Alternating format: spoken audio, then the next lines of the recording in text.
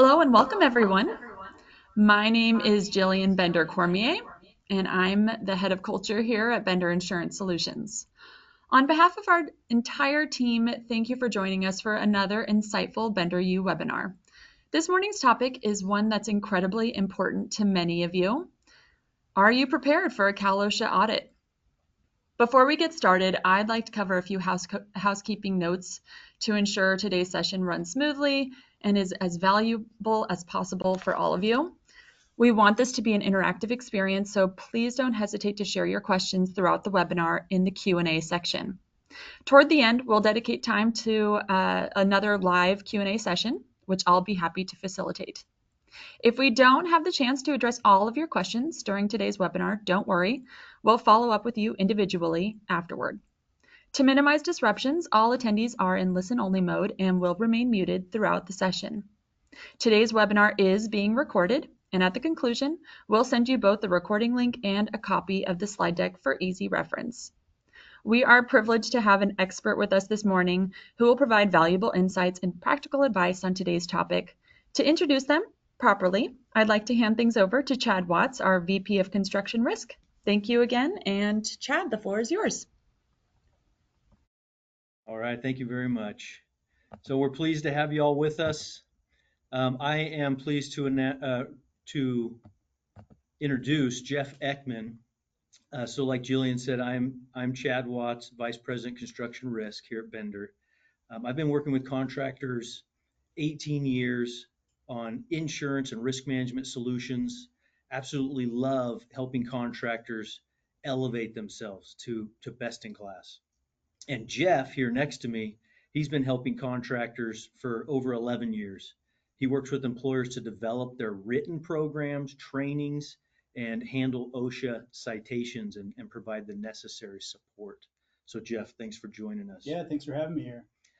So we're going to be talking about when Cal OSHA comes knocking at your door. It can be a scary moment.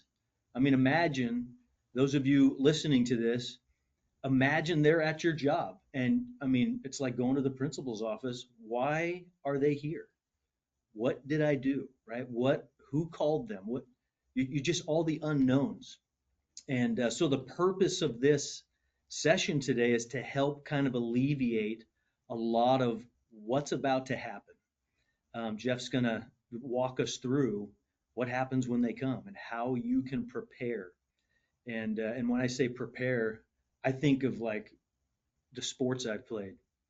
You know, to prepare for game day, you got to practice. You got to know what you're doing. Yeah. You got to practice. So what Jeff shares today, what we talk about today, take good notes. We'll give you the slides, but take this back to your foreman, to your superintendents, even employees, and just educate them, right, on what we're talking about today. This is what happens. This is what to expect.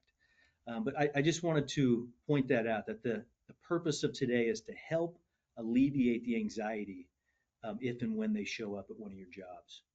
All right, so Jeff, yeah, the fun part.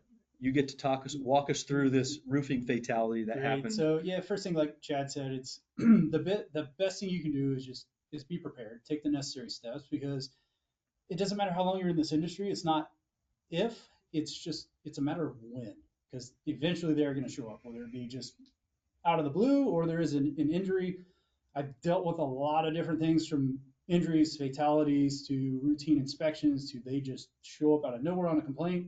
So a lot of what I'm bringing today is through experience and knowledge and seeing what can happen to an employer and kind of the outcome of that, which is why I always like to start these trainings off with, why is this important to us? So you as a contractor, right, or the business owner, okay, but not only that, the foreman. It's the biggest thing is make sure your people know what to do, right? Where are our programs? Is there training in place? Actually knowing and understanding what those are. Because as you're going to see when I go through the story, it can end really, really badly. Yeah. All right. So we're going to walk through this roofing fatality. It happened about 7 years ago. Yeah. So this is one that, so actually a lot of Cal OSHA inspectors go through this as a case study, and then they base a lot of case study law on this incident that happened. So this was in San Francisco a number of years ago. It was a small roofing company. They were doing just a re-roofing on a 4-story apartment. It wasn't a very big project. They were only there for a couple days. The biggest thing is that when we look at the roof, it was only 30 by 11 foot. So like I said, it's small. Okay. They had guardrails, except there were some areas that had no means of fall protection. And they're working at height. So basically what they were doing is they're putting just membrane on. The problem is they didn't have any fall protection in place. So as you know, for most roofing operations, commercial, they get up to a 20-foot height. However, these guys were working at 38 feet. The problem is that an employee, unfortunately, he was working at the edge of the roof and stepped backwards and fell 38 feet to the ground, which ended in a fatality. The foreman, he was there on the roof, watched this whole thing happen. So afterwards, it gets notified to OSHA. Okay, they come out, they do their investigation into this, and some of the findings they had and citations that were written is you can see here they failed to report the fatality as soon as possible, which that alone landed them $5,000 for their initial. Some other things were just written programs, lack of training, and then we see where there was a serious and a willful tied together in this for a fatality case. Serious being that fall protection was not provided, and the willful being that the owner should have known, and yet he did not provide that protection. So what happened is that they were originally cited $70,000, but settled for $56,000. Not only that, it didn't end there. No, it did not. Cal OSHA felt like that was not enough. So they actually turned that case over to the district attorney's office. So it went to trial on this. What was the outcome here? Yeah, not good. So basically what happened is that the owner, he pled guilty to involuntary manslaughter, willful violation of the labor code, work comp fraud, and tax evasion. So he's paying his guys under the table is what was happening and cutting corners, and didn't want to implement safety procedures and put the guys some kind of fall protection. But not only that, the foreman was drug into this as well. Yeah, this is what surprises a lot of people. So companies got to, and I cannot stress this enough when I do safety trainings for the foreman especially, is they're liable if something happens, if there's a serious injury or a fatality and they're there and they didn't take the safety precautions necessary, that they can be held liable on this. You can see here that the foreman, he did plead misdemeanor account of willful situation causing a worker's death. When they did go to the sentencing, so you can see here the owner, he went to jail for a year and has to pay restitution to the victims' families. Yeah. Not only that, the foreman ended up being sentenced to jail as well, and he too has to pay restitution to the victims. So there's a responsibility for supervision on the job. yeah, and the way OSHA looks at it is that foreman or supervisor is a direct representative of the company. So it is as if the company is there and present. Yeah. Yeah, leadership is such a vital part in the success of your safety culture. But again, the information you get from this session, these foremen, everybody needs this information. They represent you out there. Yeah, and the best thing you can do is just provide training to your foremen. Make sure that they know and understand what it is that they're doing, because a lot of times we see it, oh, hey, they're experienced, they know what they're doing, they get out, and then you show up and you go, hey, you may be experienced and have the knowledge, but you're not following what the company says they're doing. Yeah.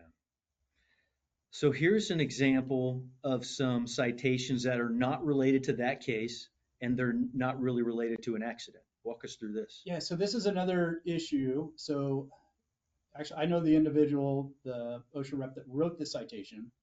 It was a roofing contractor in the local area here in Sacramento. They were working on I think it was a 4-story apartment building, doing a new roof.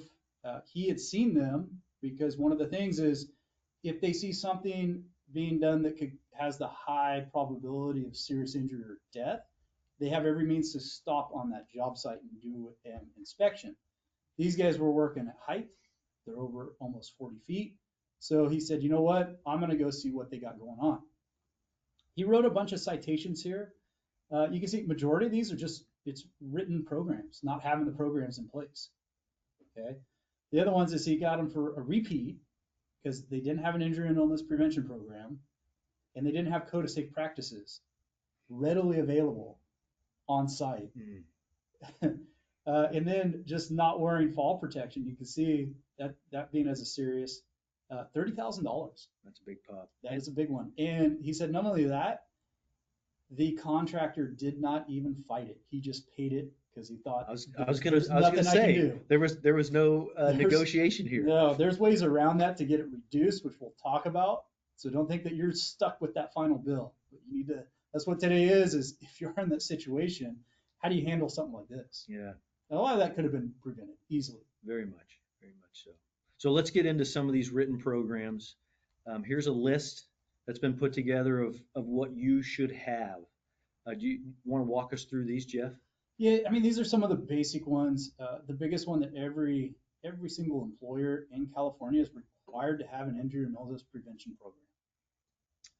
Yeah, and that it seems in just talking with you and hearing your stories that if there's something that a OSHA guide can't necessarily pin down what was the problem, he'll go back to this IIPP and say it was ineffective. And yeah, that's what they're always going to do. Every time they open on a client, they're going to ask for a copy of the company's IIPP. And what they're doing is they're going to read through it and say, hey, was this employer doing what they say they do inside of that program?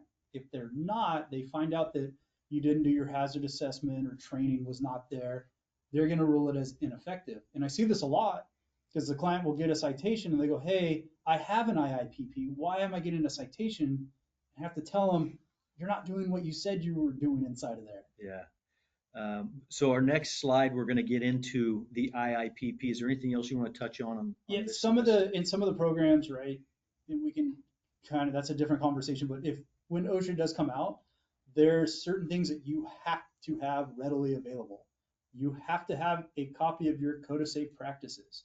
Okay, your employees need to know where those are if they're asked for them. Okay. The other one, if it is over 80 degrees, you have to have a copy of that heat illness prevention program. It has to be readily available upon request. Those are the two biggest ones. Okay. A lot of the other programs, you're not required to show them, but you need to, the employees have to relay the information that yes, they know how to access those programs. And one that pops out to me is the third one on the list, the indoor heat illness prevention program. This is somewhat new. Is that? Yeah, that is very within the last couple of years? Last July, okay. That went into effect. So those top four are the ones you're saying that they need to have readily available when the OSHA. Mainly the code of safe practice and the heat illness. That's for outdoor places of employment. Got it. If you're a facility, the same thing. You don't have to show them all these programs. They need to send a request for documentation for it. So we'll get into that. That's on a later slide here. All right. So let's get into the injury illness prevention program. So I love talking about this because, like you said, everybody has one. They might have printed it online. They might have paid their $1,000 and somebody handed it to them, but they don't know what's in it. They're not doing what they say they do in that program. And one of the biggest things that I see, so I get to sit on safety committees with a lot of my customers and contractors, and they'll be looking at a injury, and we'll talk about what happened, and they'll say, here's an example of how that conversation goes. Yeah, so John was cutting wood with a skill saw and got something in his eye. He wasn't wearing his safety glasses. We trained on wearing PPE, safety glasses, and all that other stuff last week. He signed it. He was there. He was trained. Employees just don't listen, right? They just put it on this employee. Mm-hmm. And I always have to stop them and say, that's not where it ends, right? Our IIPP, our program that prevents injury, failed, right? If this guy got something in his eye, we failed somewhere in 1 through 8. One of these elements, and probably multiple elements, failed, right? The guy on the job, like that roofing fatality, the guy on the job who didn't say, put on your glasses or put on your harness, right? The foreman, the guy he was working with, the training must have sucked. If he was trained and then didn't change his behavior. So we can look at any of these 8 elements and say, at least one of these, if not multiple elements, failed if we had an injury. Yeah, and one thing that this comes up a lot because when we look at updating the program, you should at least annually be looking through your IIPP and making changes. Okay, because here's what happens, Chad, is a company gets an IIPP developed, right, maybe 10 years ago, and Chad Watts is listed as the person responsible for the program, right? Well, 2 years in, Chad leaves. He hadn't been there for 5 years now at the company, and OSHA comes in and they start asking employees questions about their IIPP. Hey, who's in charge of your safety? They go, well, now we got, Jimmy, he's in charge. Oh, well, your program says Chad. Who's Chad? Oh, he left 10 years ago. So that right there, that's an open citation for OSHA. Hey, your program is ineffective. You don't have the right people. So it could be as simple as something as that. And then the new one you can see here in July of 2020, they did an update that requires number 8, employee access to the program. So for those of you that have not gone through your IIPP, this is a good time to, hey, let's make sure we got the right elements. And another important one on here that I see gets cited for the ineffectiveness is the hazard assessments. So regardless if you're in a construction-based manufacturing, any kind of industry, you have to do routine hazard assessments as listed in your injury illness prevention program. And that could be routine to your operations. It could be daily, weekly, could be monthly, quarterly, or even annually. But you have to have something because if there is an incident, OSHA is going to ask for most recent hazard assessment forms. Yeah. And I would add that those assessments, a lot of what we do in life is check the box, right? We assessed, we did the form, the checklist, but did the right people get the checklist to be able to correct the hazard, right? Did we even really do the assessment, or did we just check the boxes that we did it? So that's an important part of your culture to identify, are we actually doing what we say we do?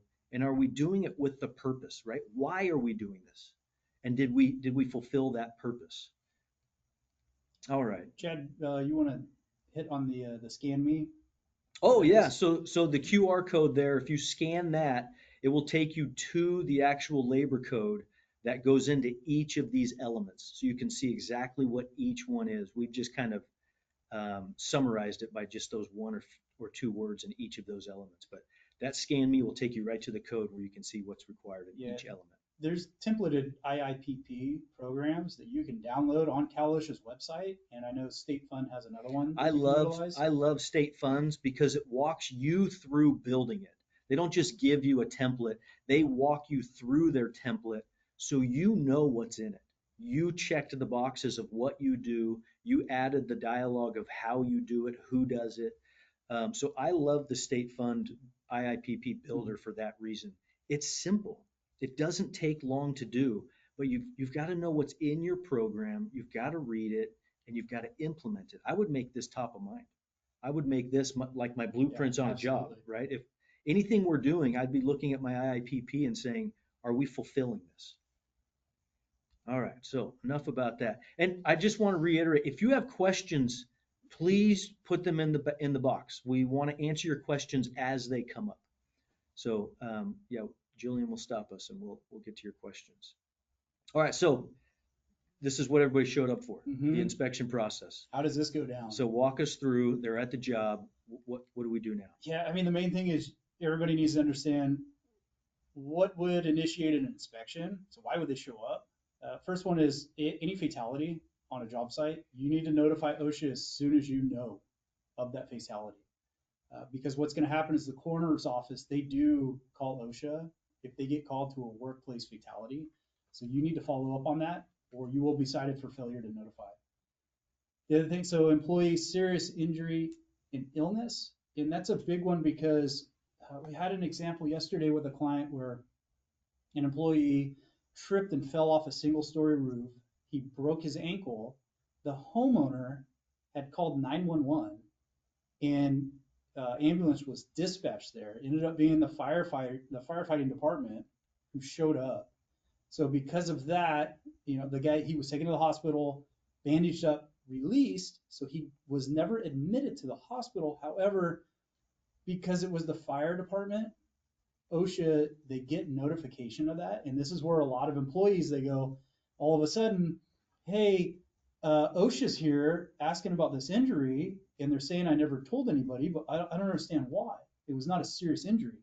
Well, it's because that fire department notified them, and they're going to say that you failed to follow up on it or notify. Mm. And I've seen it also with the clients that the employee was injured and the fire department came and they said, hey, we're notifying OSHA. And the guy just goes, okay, thank you. And didn't realize that he still had the call. And then he got a $5,000 citation and he's going, I don't understand. The fire department said they were letting you guys know that you as the employer, you have that 8 hours to call it in. And what happened with the guy that fell off the roof, I called it in for them and told them, hey, there was an injury. The fire department was there. Okay, we feel that this is not a recordable incident. However, we're following up because fire department was there. Yeah, you knew they were going to be notified, so you wanted to make sure that Mhm. you met any expectation. Yeah, But and there's even though it didn't fall into that, needed to be reported. correct. And there's things you can do. You can always even call the Cal OSHA office and tell them, hey, here's the situation. You don't have to give them your name or company or anything like that, but just say, here's the situation. I'm trying to figure out if this is a recordable case or not. Do I need to notify you? Okay. Because remember, if it is a privatized ambulance that does show up, they do not notify OSHA. It is only if it is the local, so the fire department, police department, they notify OSHA of a workplace injury. Does the ER also, the emergency They do room? not. They do not. No. Okay. Nope, those are the only ones. So it's kind of a good faith on the employer to notify them. The only way OSHA could find out if you didn't is when they go through your log 300s. I mean, they'd have to do a lot of digging and research, but that's one way that they could ultimately find out. Okay, some other ones. And so the health and safety complaint, this happens a lot. And a lot of times it may be a disgruntled employee. We see a lot of times on multi-employer job sites, the bathroom's not being maintained. As soon as there's no toilet paper, that's an issue. And these guys, they call it in. And then for water, that's another big one on these job sites. If there's not enough water, the employees, they don't hesitate to call. And a lot of times OSHA tries to figure out, hey, is this a disgruntled employee or is this a legitimate concern? Sometimes they may just send a letter to the contractor saying, hey, we received the complaint, please respond. They may show up to the facility and initiate their investigation because of that complaint. So really just it matters as to what it is and what the complaint was. All right. Then we have our unprogrammed, so multi-employer, they just stop on. There's program for high hazards, so high hazard employers. We have construction permit, so if you do, for a lot of the general contractors, if you pull a project permit for height, building height, they're supposed to do 3 different visits during the duration of that project. A lot of times they don't, but they try to make it out there at least once. It just depends on how busy they are. But that gives them open access to your job site. Then we have our special emphasis program. Example of that was when the silica standard came about a couple years ago. Cal OSHA put together a task team that went to pretty much every countertop manufacturer in the Central Valley to do spot checks on them to make sure, hey, are you complying with the new standard? Yeah. Then we have a referral, and a lot of times that'll be another government or state agency that sees an issue on the project, and they call it into OSHA. So it could be your city inspectors out there, and they go, hey, these guys are working 40 feet up and there's no fall protection. They'll notify OSHA of that. And then follow-up inspections. Oh, we have a question. We do. Can you clarify what a serious injury or illness is? So it's defined in Cal OSHA regulation. I don't know the exact verbiage off the top of my head. I don't want to give the wrong information, but it's serious injury is considered inpatient hospitalization. Inpatient. Yes. So as soon as they're admitted to the hospital, once they're admitted, then it becomes considered a serious injury. Yeah. Amputation. So amputation, loss of eye, and any fatality, or if it's a minor that's injured in the workplace. A minor, like under So I 18. believe under 16. Okay. I have to double check on that. And so the inpatient factor can be tricky because of this 8 hours. Yeah, and that's the What thing if that, what if they don't get admitted until 10 hours later? You needed to call it in at 8 hours. yeah, that's when It can you, be well, tricky. and because that's when you want to cover yourself and call it in and say, hey, I'm going to report an injury. As of right now, it's not a recordable, but I just want to make sure. I will follow up with you. You can call them back. That's the other thing. So you just call them back and say, hey, it wasn't. Yeah. He was And that's, released yeah, and that's, and didn't that's get the tricky admitted. one is if, I always say if you're unsure, call Chatterai. We can help you kind of look at, hey, what's the situation? Because what happened, like I said, with the guy that fell off the roof, broke his ankle the other day, when I did call it in the OSHA, I go, hey, I'm calling you. This is on hour 7. You know, I want to make sure we hit the 8-hour window from the time of the injury.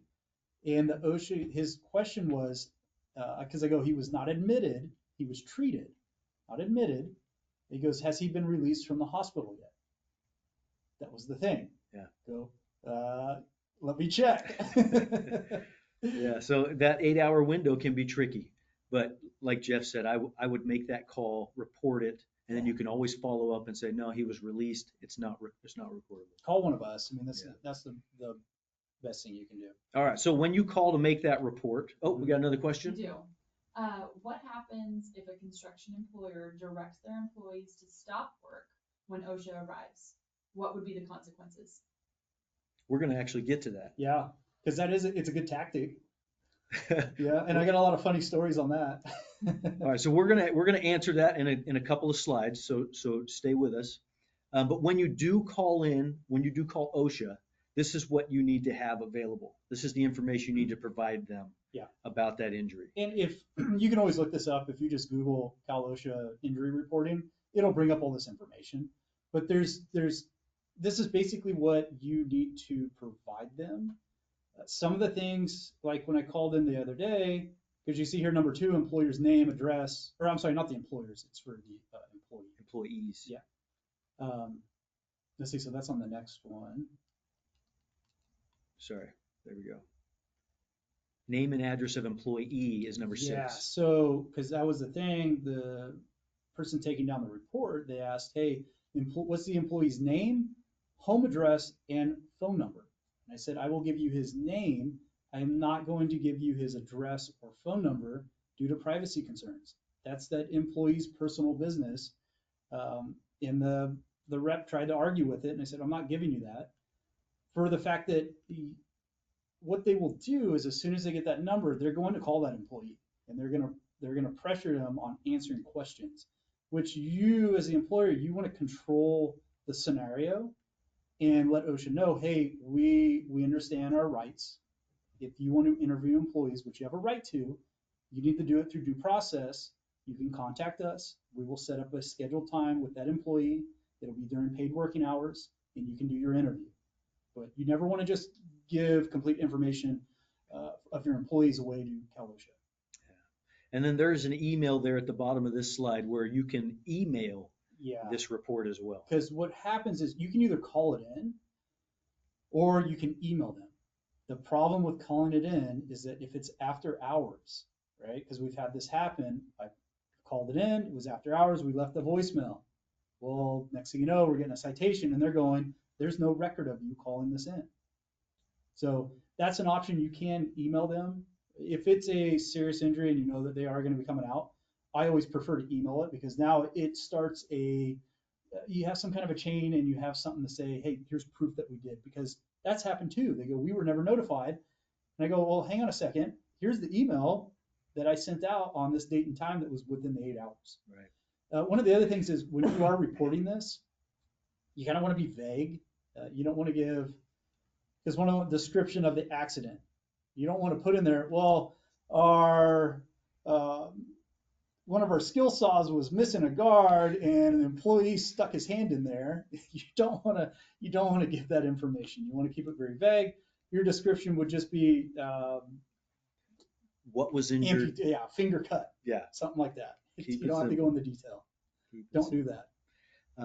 All right. So how into this slide do you want to get? The next couple slides. Let's touch on it. Yeah, we'll just briefly go through this because multi-employer inspections, kind of what happens, right? We look at these larger for general contractors. they're ultimately responsible for everything on that job site and the safety of those contractors working there. And here's a great example as to what happens is OSHA comes out, they say, hey, there's all this rebar, there's no rebar caps on it. The framing crew is working in that area. So now they look at who is the controller of the job site, so the general contractor, who's in charge of correcting these hazards. So the general contractor for that job site still has to do regular hazard assessments, which they should have noticed, hey, there's no rebar caps. We need to stop work in that area until we can get it addressed. Okay. Then the creating employer would be the rebar company that installed it because they did not protect the hazard by putting the caps on. And then the exposing, that would be the framer because they themselves did not do a hazard assessment to say, hey, this is an unsafe work area. We need to have this corrected before we allow our employees in there. So that one rebar cap is going to cost the general contractor, the rebar company, and the framer. And I've been in some safety committee meetings where they just put the blame on the other trade Sure. who cut the hole in the roof and didn't cover it. Well, who on our crew was supposed to inspect the site before we went up there? Mm-hmm. Yeah. So multiple layers. I mean, like anything in life, you can just look in the mirror and say, what could I have done to make that safer? Yeah, and that section just really applies to construction areas. All right, high hazard unit. Yeah, so they do have a lot of times, and this goes into kind of workers' comp, right? Something that happens is that if you have a higher mod rate than what the industry standard is, they will send a letter. So a lot of clients get a letter from OSHA saying, hey, you have a high mod rate, consultation services here. They can come in and provide additional support. That letter it's completely up to the employer if they want to respond to it. They don't have to. It's not required. That's the biggest thing because I get called, hey, OSHA sent me a letter. But what is it? You go, oh, they're just offering services because you're having too many injuries. I mean, Cal OSHA consultation is a great resource. They have a ton of knowledge. They're able to help. Yeah, you can find them. And the other thing is they are completely separate from enforcement. They don't talk to one another. The only thing is that if you have, say, Chad, OSHA comes out, they issue a citation, you can't call consultation to come in and help you. So as long as you have that open citation, they cannot help you. Yeah, too late. And just to touch on, you mentioned the experience modification. When that mod gets to 125 is when you become a member of this high hazard list. When your experience mod reaches 125 or higher, you are considered high hazard. Mm-hmm. Okay. Anything else that you want to touch on here? No, not on that. All right. So we're going to get into the inspection process. They show up, they initiate contact, and then what are we going to do from there? And then let's also address that question of can they shut down our job site? So yeah, one thing on the high hazard, because kind of what they do is, especially summertime's a great example. Once we get that first heat wave and it gets over 100 degrees, they send out their heat illness task force and they just randomly spot check. And what a tactic they use is they look at agriculture and they go, hey, what's in season right now? What's being harvested? And they'll go target that area. So it could be for almonds or strawberries. And they'll go check those because it's easy to find. And a lot of times they don't have what they need. But the same thing, they'll stop on job sites, random roofing operation, just to see if you have all the required elements. Now, as far as the inspection, okay, because this is the big one. Once Cal OSHA does show up at your facility, okay, what do? What to expect from that? That's the biggest thing. First, they have to establish contact. And one of the things they're going to ask for is whoever the company is, they're going to want to know who's in charge. So if it's an individual trade, they're going to want to know, hey, who's the foreman? Or at a facility, they're going to want to know who is the owner. Okay. Once they get that contact, they're going to present their credentials. Okay. And you always want to ask for those. And it's usually they'll give you a business card. We have that on the other slide. We'll show you. They'll hold an opening conference in which they'll tell you the reason for the visit. And you might know that, yes, we had an injury. They were coming. They were planning on it. Or it could just be that surprise inspection or complaint. If it is a complaint, they do not have to tell you what the complaint is about, just that a complaint was filed. We're here to follow up on it. They're going to do a walk around. So depending if it was an injury at a specific area of the job site or in the facility, there's a specific piece of equipment that an employee was injured on, they're going to want to go to that area. The most important thing is if you're at that facility, and I tell people, don't take them the long route, take them the shortest route and make sure there's no hazards in that area, because anything else they see, they can write you a citation on.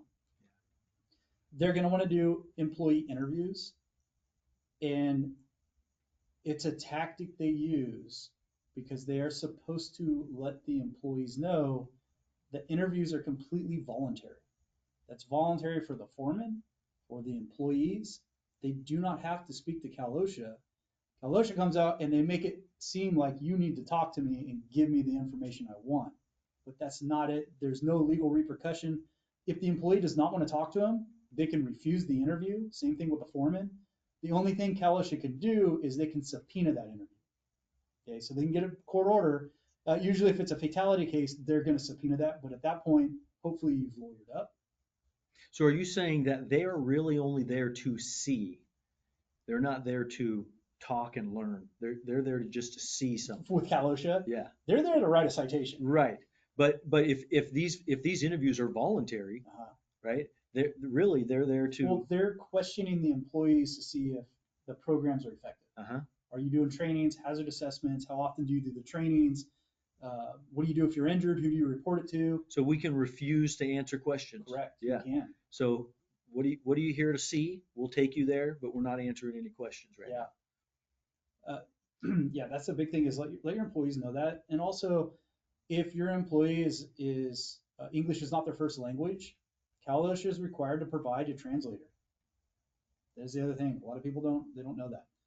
So make sure you guys know. And I've had clients before, they've called me and they go, hey, OSHA's here. What do I do? I'm going to tell your foreman to call me right now. Keep me on the speakerphone, and I will help control the situation so that you don't get bullied into saying something that's going to get you in trouble. Because there's little tactics that are used. Then there's an exiting conference. So they're going to let you know, hey, findings. And that's something that they're not required to do. And a lot of times they don't. But you can ask for it. Hey, was there anything that we can correct right now? Because you can get abatement credits. So it'll lessen your citation. After all that's done, the next thing that you'll get, and it's not always, but usually, is your document request. Okay, so they're gonna send that request for documentation. I think we have another slide on that. Yeah. Then after that, your notice of intent, closing conference, and then the citation is issued. With the document request, and this is something that can't stress enough to the employers, is, hey, get a hold of Chattereye and send over that document request. Let's look through what they're requesting, see what you should provide, and then what are you actually providing them? Let's make sure your programs are the right ones. Yeah, make sure they're compliant. Because I've seen companies, all their programs are federal codes. They don't comply with the Cal OSHA regulations, so you can get in trouble for that. Or they don't have the right ones. Or maybe you don't have anything at all, and you're going, what do I do? Just call. Or there's stuff in there you say you do and you don't do. Yeah. So you got to be careful. Sorry. Yeah, I don't think there's a slide on the notice of intent, but after Cal OSHA gets all that documentation information, the inspecting, so the Cal OSHA inspector, he writes his report and he sends it off with his recommended citations to the district manager. Once he does that, it's out of his hands. Okay, but what they have to do by law is send a notice of intent. And what it is it's saying you are going to be cited a serious or a general or an other. This is your chance to rebuttal why you think it should be reduced or there's no citation. With that letter you get, that intent to cite, don't respond to it.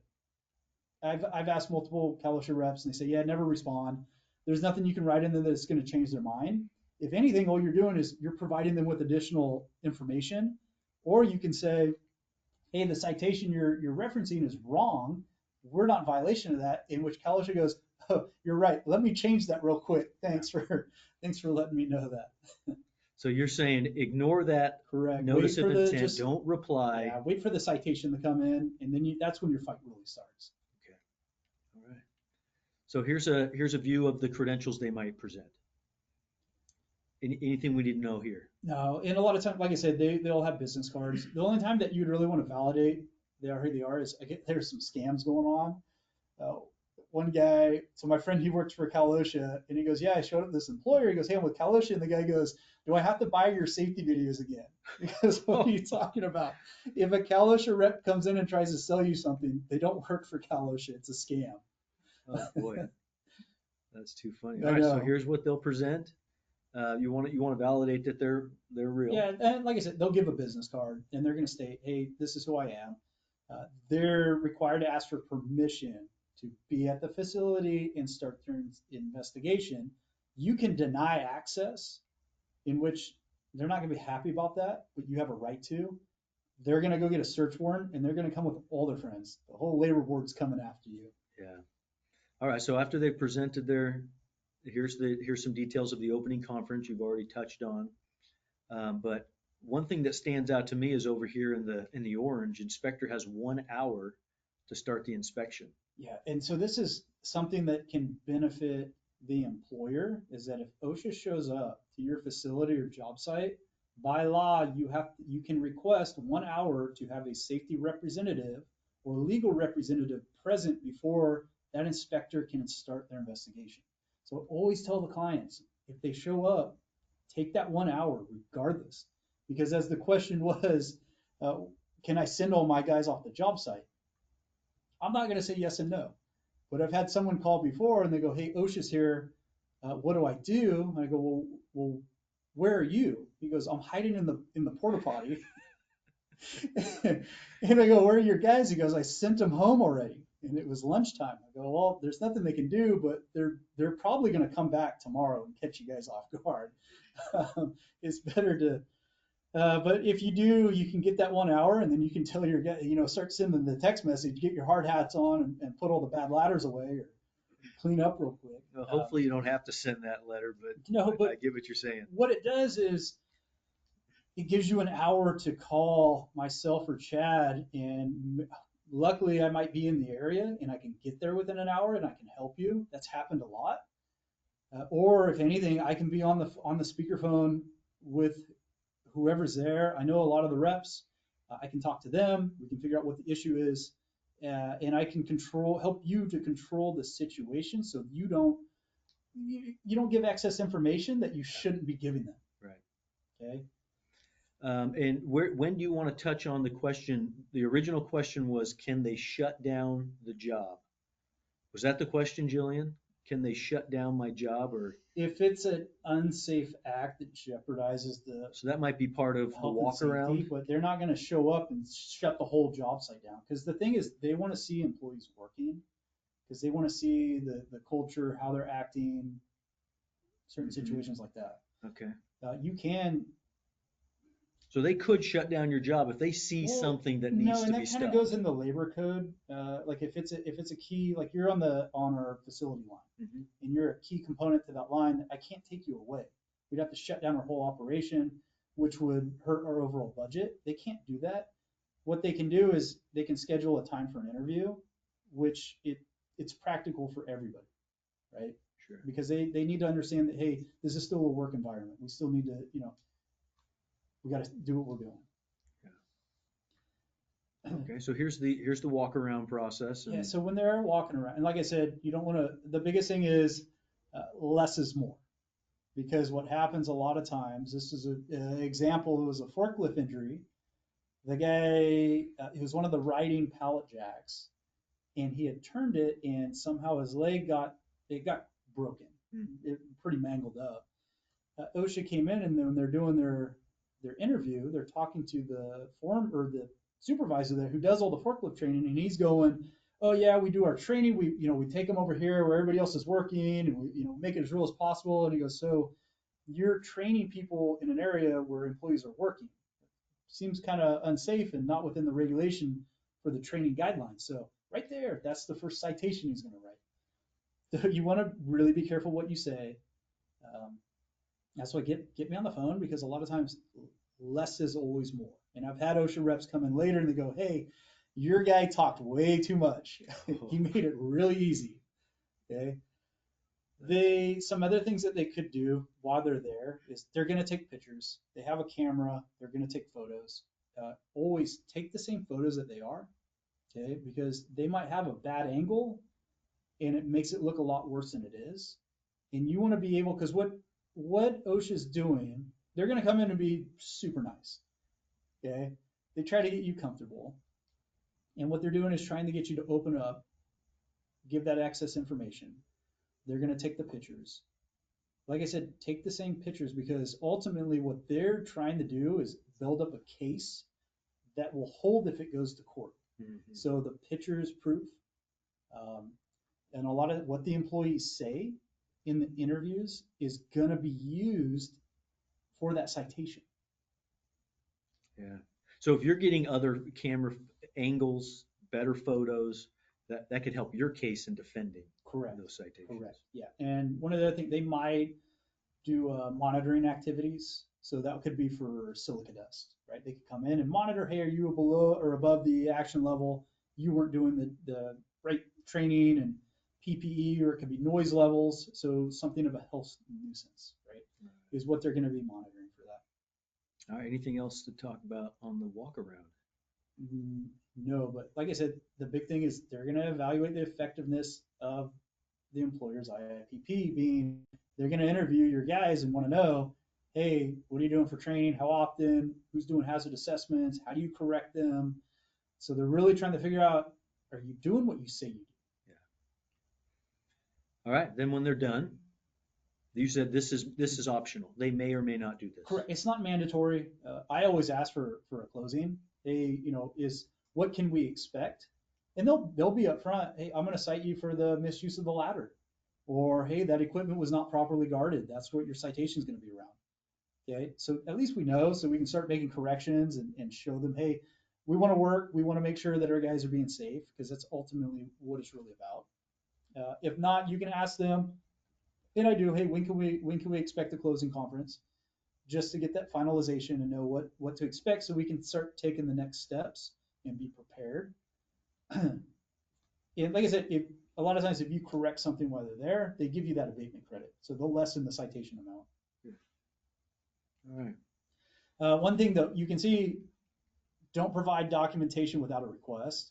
Oh, gotcha. Yeah, so they come in and they start asking for training records or hazard assessment forms or anything like that. You don't give it to them. That's why make sure, get me on the phone and I can tell them, hey, we'll get you all the documentation you want so that we can go through and make sure you have the right stuff in place. So they may ask for it at the exit conference. They're done with their walk around. They're saying, this is what I found. Give me this, give me this. We can say, no, give us your document request, send it to us. Because they try to catch you off guard. Yeah. Yeah. Okay. And here's an example. It was his framing company. OSHA's out there and he goes, hey, you don't have harness inspections. You have to do it biannually. And he goes, where's the document? And we go, no. We can provide that to you, but we need to have a written request form, because then you have some kind of something, because they need to show what they requested. And their request forms, it depends on the rep. They use different ones. They ask different questions. They ask for different documents. You want to make sure that you provide on the right documentation, because sometimes it might not be detailed to your operation enough where they say, hey, it's ineffective. Now, sometimes when they show up, part of the opening conference, they might ask for this documentation. Let me look at your IIPP to start. Well, same thing. Yeah. We'll get you everything after you've given us your document request. Because we've had it before where there's an injury at the facility and go, hey, OSHA was notified, just expect them. They're coming in. They have 6 months to do it, but they're coming. Let's make sure we have all your documentation in place. It's readily accessible so you know where it is, so you're not scrambling because you're going to be caught off guard. And let's make sure that you're comfortable and you're prepared and your employees know what to expect. It's the biggest thing you can do. Yeah, we got a question. So, as far as documents, you don't have to provide like an IIPP or heat injury prevention plan on the job site when they ask for it? You do for those are the two. The codes of safe practice. They're usually good, and what you have to show them a copy of your code of safe practices, your heat illness prevention program. Then they're going to want to know, hey, do you know where the nearest medical facility is? Okay. Yeah. But anything else, they need to send a request form. So the IIPP is not one of those documents? Because even in the IIPP, it says access to the program. Employees don't have to have immediate access. There's a number of working days for the employer to get them a copy So of that. say that again, so everybody gets it right. Well, but They here's could ask something that- for and you have to provide. This is what I do to kind of bulletproof, Uh-huh. especially for construction, right? Is we create a foreman binder, which inside of that binder, it's printed out, the code of safe practice, their heat illness program, emergency contact information. And then on the front, we put a QR code, which has access to all of the other written programs, so their entire book. Okay. So they can just say, yes, this is how we access it. Hey, here are the required programs that we have to have readily available. So then there's less questions. It limits what they can get from you, right? So it's a way of ensuring your guys have the right stuff and you're protecting yourself. And that stuff, they ask for it, you do hand it to them. Correct. The heat illness, You the have, safe yeah. code of If you safe don't, practices. that they can't shut your job down on that. Okay, yeah. All right, so any questions on that, get them to us. We want to make that crystal clear. Okay, so let's go to the closing conference, which is separate from the exit interview. This comes later. Yeah, and so a lot of they'll call and they'll say, hey, here's basically what you're going to be cited for. Their thing, like I said, they as a Cal OSHA have to show that what they're citing, if it is a serious, there is a high potential that it could cause serious injury or death. There's ways to fight it as well, because now it turns into you're building your case against theirs to argue, well, we don't believe it was. But they have 6 months to issue that citation. And we've had it, Chad, where somebody was injured. It was reported and Cal OSHA didn't show up until 5.5 months later. Yeah, So and they've almost run into the statute there. Yep, they came really close. I tried to drag it out, but they snuck it in there. All right. So then here's some examples of the citations you can get. We are running short on time, so I don't want to miss out on the later content. Is there anything on these citations you want to touch on? No, but as you can see, a serious citation starts at $25,000, Okay. and it can go up from there. The big one now is they have it's a willful serious. Okay, so maybe we typed that wrong. Serious violation up to 25. You're saying it starts at 25. It can Okay. go up from there. Okay. And they factor in the size of the employer, number of employees. Okay. Is really what it comes down to. Because if you're a small contractor or company with 5 employees, $25,000 is going to bankrupt you. It's not going to be good. So they take all that into consideration. Okay.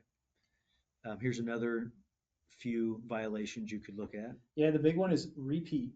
Okay, so rebar caps. You have 5 years, it's on your record. So if you get a citation for a rebar cap today, and then it happens again 3 years from now, whatever that original citation amount was, it's going to double. Then the next time it's X4, and then after that, X10. So it can get really, really expensive. And then failure to abate a guarded piece of equipment. If you don't correct it and allow your employees to continually work around that, they can cite you $15,000 a day. I get you. Here's a slide on the opportunity you have once they've issued the citations. Yeah, and that's the biggest thing is once you get your citation, okay, it's going to come certified mail. The date you sign for it, you have 15 days to file for an appeal. Okay, even if you know you're wrong, there's no way out of it. Still file for that appeal because if anything, you can get that citation reduced. So you can get a reclassification. Whether it be a serious, you can get it dropped down to a general, and they can discount on the overall price. So that's the biggest thing. Once you get that citation, make sure you file for an appeal. And if you don't know how, call me. I can help you do that.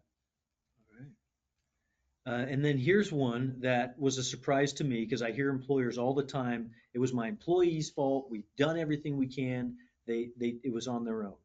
But you have experience with this. Yeah, so the IEAD, so it's the Independent Employee Act defense. So it allows the employer to fight a citation, and we're currently using this on an open citation we have because the employee, he was experienced in what he was doing. He'd been there for 20 years. The employer, we have all the written safety programs. We do trainings on the programs. We enforce the safety programs because we have employee write-ups showing that, hey, somebody used the ladder wrong. They have been written up. So the employees understand that they get in trouble for misuse. The policy of sanctions, that should be in your IIPP. And then the employee caused a safety infraction himself. So if you can show all those elements, and that last one is you have to show that the employee knew it was wrong, that it was out of their scope of work, they, in a selfish act, did it themselves and got hurt. The only thing is that this one, it gets applied a lot in a lot of citations, but it doesn't always pass because it's the burden of the employer to prove each element. Yeah. But it is nice to know that if you truly were not at fault as an employer and the employee did this, there is a defense. Yeah, and that's why it's big, right? I mean, if your employees aren't doing what they're supposed to be, write them up, keep a record of it. It could save you in the long run. All right, so here are the resources that Jeff can and Bender Insurance can provide in terms of training. You need help with any of this, Jeff can help with any of this. Yeah, and so a lot of things are annual, could be annually required, could be every 2 years, every 3 years, depending on what it is. There's a lot of trainings that are initial, so it's really important for onboarding of new employees. That's the biggest one, because if I hire you today, throw you out in the shop, I never showed you how to use that piece of equipment, you get injured, I'm liable for that because I never trained you. So not only is OSHA citations, but now you're looking at a lawsuit as well. Yeah. So if you are a customer of Bender Insurance, talk to your representatives at Bender and work with Jeff and see what we can get you in terms of support with this training. Yeah. Also these inspections and audits that you perform, we can support in this effort. If you're unsure, I mean, one of the best things that you can do, call me up, I'll come out, I'll walk up on either your crew, or I can come to your facility. We can do a mock OSHA inspection and see kind of where you're lacking and what can be improved. That's the biggest thing. And I've heard that some employers will have you do that and they won't tell their guys it's a mock. No, they don't. So he lets the guys in the field sweat and let's try this. Let's see how it's going to go. You guys are getting real nervous. Again, let's learn so that when the real thing does come, we're prepared. Yeah. Right? And the other thing, like I said, even for a lot of manufacturing, they think, well, nothing's ever happened, so I don't have to worry about it. But the biggest thing, the hazard assessments, at a minimum, you need to be doing a walkthrough once a year to see what's going on, what are hazards, to keep records of that. At a minimum. And I love to just mention something I heard a long time ago when I started this career, that OSHA standards are a minimum standard of safety. Correct. They are a minimum standard. So don't look at the OSHA regulation and say, all right, we're compliant, we're good, because that is a minimum standard. And I think you're on this call, you're in this session because you care. You want to be best in class and you want to go above and beyond in everything you do. So definitely be compliant with these standards, but go above and beyond when you can and improve it. Yeah, that's the thing. Like I said, you said minimum standard. It's not hard to comply with this, but you get a lot of people, they go, oh my God, all these regulations, it just seems this is completely overwhelming. And that call, get the help. Make it really easy for you guys. Yeah. So that wraps up what we prepared to present. If you have any questions, make sure you put them in the question box. But yeah, we are done, Jillian. We do have some folks wondering if they can have your email, Jeff. Oh, absolutely. Yeah, we will. Well, you got my phone numbers right there, the 661-301-0441. You can give me a call, and I'm sure Jillian will send out my email as well. Mm-hmm. Yeah. Oh, so that 661 number on the slide is your my mobile. Personal. All right. I answered 24/7. Very good. How frequently should businesses conduct internal audits to ensure they're compliant? So you got to look at your operations really. What are the hazards? Because like a lot of construction sites, it's continuously changing every day, by the hour almost. Whereas some in manufacturing, their systems remain the same, to where the construction site might need it daily, but as a manufacturing, maybe once or twice a year. It really is just dependent on how often you're changing your procedures and looking at it that way. But at a minimum, I'm going to say for facility, once a year at a minimum, bare minimum. And OSHA they're going to ask for that. That's some of the things they ask for is training records, your safety meetings, hazard assessments, and they want 6 months worth, or the most previous one. So there's a lot of different things that they're going to ask for all Thank you. And are there recurring patterns for non-compliance that auditors consistently flag? Oh, what's meant? Like, are there, on a job site, are there recurring patterns that they might look at and consistently flag? Like most cited. Yeah. Oh, yeah. You know what? Actually, the most cited is failure to have a injury illness prevention program. Just to have one in Yeah, general. usually the top 3 citations is documentation. So not having the written program, heat illness program, code of safe practice, and then a lot of the other ones goes into fall hazards, impalement hazards. Get a lot of vehicle crushed by, struck by, stuff like that. But majority of the citations, it's documentation, and that's the easiest thing that you can have in place is the documentation. And that's what I heard earlier is when they send that document request, don't just say, oh, we don't have it. No, Right? Like, no, let's get it together. No, that's and let's not good. provide it if we don't have it. So, Yeah. I mean, they're telling you what well, you need. And here's the thing, I've had example, small contractor. He has 3 guys. It's like his buddies. He started an electrical company. And one of his guys got hurt. Ambulance came. He didn't know he had to notify OSHA.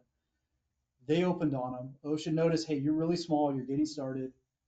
This guy, he got a hold of me, and he goes, hey, I go, let me see what's going on. He goes, here's a citation. I go, hey, I'll write all your programs. Let's set up a training. We'll show this to the issuing rep so that he's going to see, hey, you're taking this serious. You're going to fix this. And I think he only ended up being cited a couple $100 because the OSHA guy goes, hey, I understand you had no idea because you're small. I'm glad that you're taking the right steps and everything's in place now. I've not heard a story like that. Yeah, and I mean, doesn't seem to be so merciful. Super happy because he's going, oh my God, this is going to cost me tens of thousands of dollars. Yeah. I don't have that. Right. So it was. But they didn't want to put him out of business. No, and that's not They the wanted to help him get purpose. there. Yeah. The real purpose is to go after the negligent employers. Yeah. Right. I mean, if you're doing everything by the book and they understand accidents do happen, it's unfortunate. They are going to. And that's when don't settle for the first citation. We can argue with them and say, hey, we're taking additional resources. We're setting up more trainings and we're going to buy new PPE.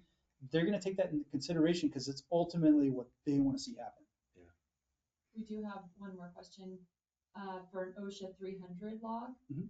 Do I need a different log for each state and facility? Do I need to use a state-specific form or are all the forms similar?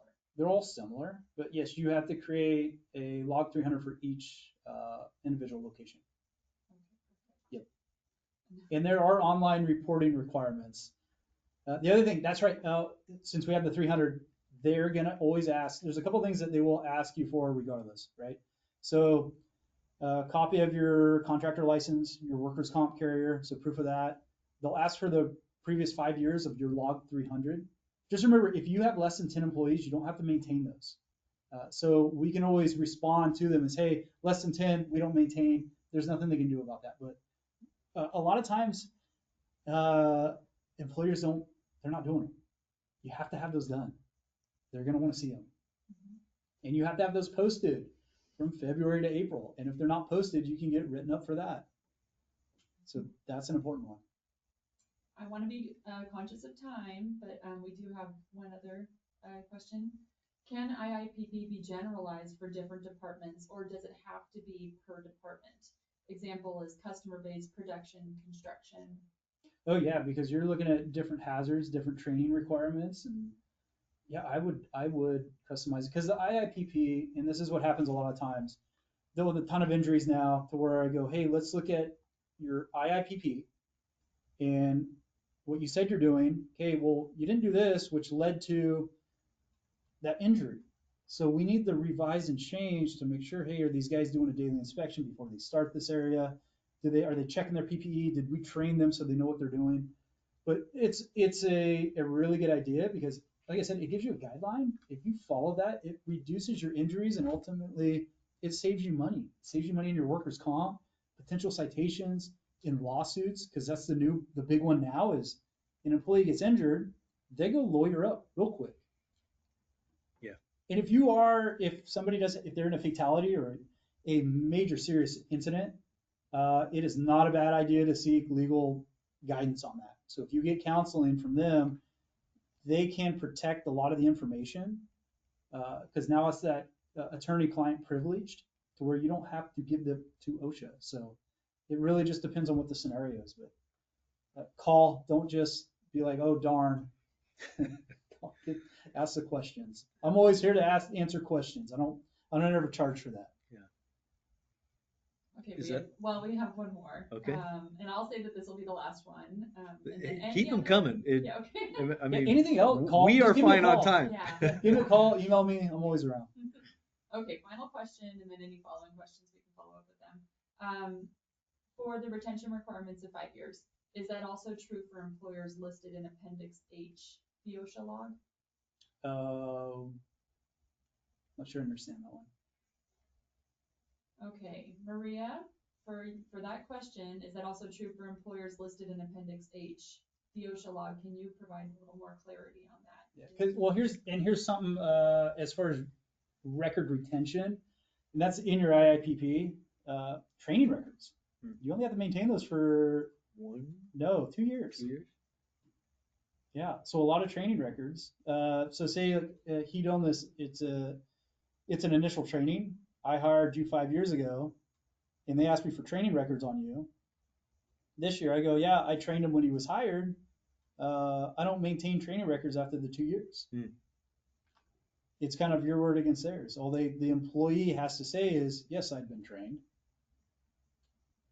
Okay, well, we can follow up with her. But yeah, all I know is the log, the 300s. It just you have to have the most current 5 years worth. Okay. Because that's what's going to be requested. Okay. And just the She said she'll call you. Yeah, give me a call. All right. Well, perfect. Well, Do you want to touch on our upcoming Vendor U? Absolutely. Our so this is actually not the correct slide, but we do have an upcoming class coming up in April that we'd love for everyone to join us. We will go ahead and send out the link to register for that in our follow-up email. And so just thank you again, Jeff and Chad, for sharing with us today. We appreciate all of you who attended for taking time out of your busy schedules to join us for today's Vendor U. And just as a reminder, because we did get a lot of questions, this session has been recorded, and both the recording link and a copy of today's slide deck will be emailed to you following the class. But if you have any questions, we know that you probably will. Please feel free to reach out, and we will gladly help you in any way we can or connect you with Jeff. But thank you again, and we hope you all have a wonderful day. Thanks. Thank you.